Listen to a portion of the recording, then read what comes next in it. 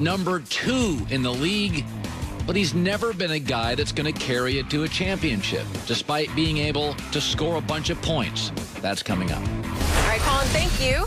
Well, the Saints are still atop the NFC South with their win Sunday, but the victory came at a price. Brew Brees left the game at halftime after taking a big hit in the second quarter, and yesterday it was reported he suffered multiple rib fractures and a collapsed lung. Backup Jameis Winston finished the game at QB. Head coach Sean Payton wouldn't speculate on who will be under center this weekend against Atlanta. So, Shannon, these latest injuries lead you to believe that this is Drew Brees' final season? Oh, yeah, it was always going to be his final season, Skip. He was just hoping he had enough gas in the tank to get him to the finish line. The one thing we do know as we start to age, the injuries, Skip, they come with greater frequency and they last longer. That was a routine hit, Skip, and you see what happens. I mean, we just saw Nick Foles get slung down last night, Skip, and it was his back or his hip. That's why Tom Brady, Skip, when Tom Brady got slung down by Khalil Mack, you see what he did? Bro, don't do that. He did not like it, no. But he did get up from it. But it just goes to show you just how fragile. Skip, those guys don't lift weights like the other positions lift, and they don't have shoulders and all that other stuff. So when they get taken down like this, I didn't think he got, I didn't think he got took down that hard. Well, Contavious Street didn't fall on top of him. They flagged him anyway for roughing. Skip, you can't throw a flag because the guy got hurt. It's got to be an egregious act, and that was not. He landed to the side. Yeah. Have you heard of a quarterback having multiple fractured ribs on one hit? No. Because I have not. Not especially a hit like that. That's a bad sign. Yeah. And I also thought Drew, for the first time in a long time, as I've watched him, he just froze and took the full shot. Mm-hmm. And again, he didn't fall on top of him, but he... If you notice, he wraps him up. So he pins him. He did. So he can't move, he can't get anything. Right. And that's the quickest way to dislocate a shoulder. Drew's been fighting a bad shoulder already. Right. So remember, that's how he got to New Orleans. He's just going to try to make it to the finish line. Yep. Hard to end on that note with an injury. All right, well, we'll have to get well soon, Breezy. Yep. Poor Drew. That is it for Undisputed today. Good stuff, guys. We're back at the same time tomorrow morning. The Herd is on right now. Have a good day. As it returned to work ahead of Sunday's matchup with the Minnesota Vikings on Fox. You know I'm ready for that one, Skip. Former Cowboys cornerback Orlando Scandrick is with us now. Orlando, do you believe a 2-7 team has pep in its step? Hey, they got a little pep because they're well-rested. When you're well-rested, you got a little pep in your step. It's like after you had that long weekend, when you got that 3-day weekend, that 4-day weekend, you got a little pep in your step at work on Tuesday. Mm. You know what? Oh, you ought to be ashamed of yourself. First of all, normally you have a pep in your step when you got something to look positive to.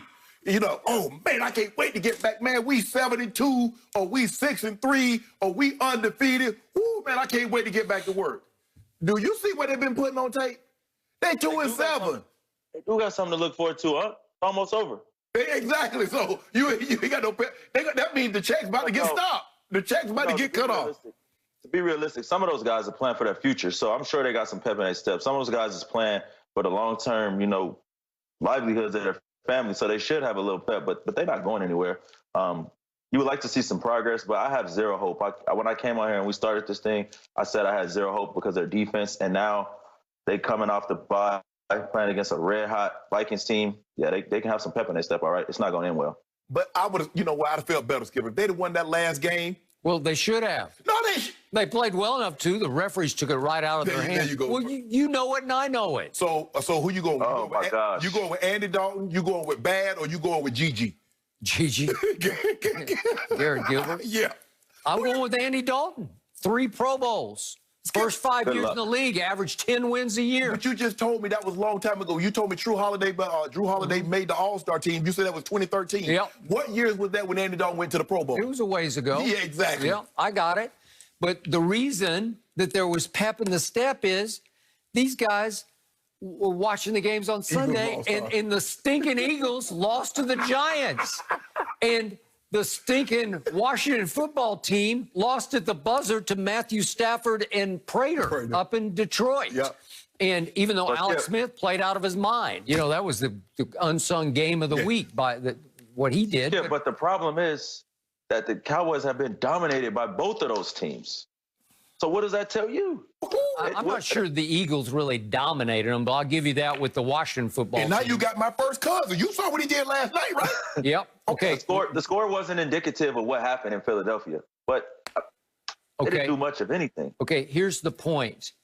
If you look hard at what's going on as of yesterday off the Sunday games, if you look at remaining schedules in the National Football League, the Cowboys, off Sunday's results, had the easiest remaining schedule in the whole league. I'm talking about if you just add up the one-loss records of remaining opponents, easiest schedule left was Dallas's. That changed last night with the win by Minnesota because it increased a little bit. So now they fell to number 2 easiest. But again, the Washington team is 9th easiest. And then you have to go all the way down to the Giants at 28 and Philly at 29th. Okay, so my point is it's set up right now for the 2-7 Dallas Cowboys to make the best run. They have the most winnable games left. Not Minnesota. They're going to get trounced. I mean, Dalvin Cook will run them off the field, even though they played the run very well against Pittsburgh. Yeah. They held them way under 100. Well, the thing is, but Minnesota, the difference is between Pittsburgh and Minnesota. Gary Kubiak, who's my offensive coordinator, played with. Skip, he was committed. They stuffed him last night, but he wasn't getting away from the run. And Kirk Cousins, he wound up with about 3 yards a carry, just barely over 3. Exactly. Okay, but he got 30 carries. Right, but you got to stick with it. Just the threat of it, because in order to stop the run, you got to sell out. Well, you sell out to stop the run. Now you got play action, and that's what Cousins was hitting them with, the play action. Okay, I got it. So I'm giving you Minnesota. There's no way, no how this will be this Sunday at Minnesota. But then Washington on Thanksgiving Day, you don't think lose that one. Okay, but we have a chance in that game, right? Y'all lose Baltimore. At Baltimore, no chance. And then at Cincinnati, chance. San Francisco at home, chance. No, San Francisco Philly at home, chance. No. At New York Giants, beat y'all. At New York Giants, chance. Skip, Daniel chance. They had you on the ropes. They had you on the ropes. And they're getting better every week. Okay. Yes. They're getting better. Okay. Every week. Skip, let me tell you one thing. Let's look at it from. I know you're getting frustrated with me, Skip, but I gotta sometimes you got that younger nephew that reel in his uncle. You're gonna be my uncle too, Skip. Today. Okay. All of these teams is looking at the Cowboys and they saying the same thing. Win. We got one right there. We got us one right there. And it's like, I know we want to keep having hope, and they give you a little hope and they play hard and they lose, and then they come back and they get blown out. And I know you want to just get put out your misery, but you watch all these other games and you feel like you have hope. And I just feel like the Cowboys don't have one thing that they can hang their hat on and say, this is what we're going to ride out to the finish line. And that's what doesn't give me any hope. Okay. They do have one thing they can hang their helmets on, and that's right now they got the 3rd pick in the draft. And if they do lose all those games that Shannon Sharpe said they're going to lose, if everybody on the schedule is saying win, if that's true, I don't know. My team, if it loses out, could it have the 2nd pick in the draft? It could. Yeah. Okay. That'd be better than winning 2 or 3 games. I got it, because if you win, quote unquote, the NFC East, you get a home playoff game in which you will get blown off your home field by Tampa or Arizona or somebody. Somebody's going to come in and just clean them out. Somebody's going to embarrass them at Jerry World, and obviously I don't want to see that. Y'all got good special teams. I mean, Bones got y'all playing. Bones also got y'all playing. You're running trick plays and everything. Hey, Garrett Gilbert played really well, I thought. Yeah.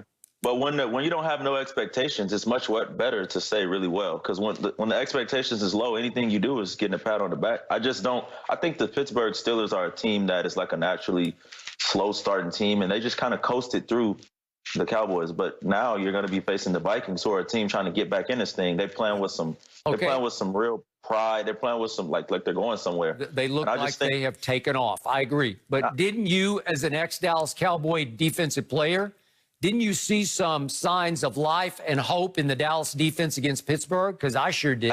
I did. I seen some signs of effort, but every time they needed to stop, they did what they always do. Didn't get it.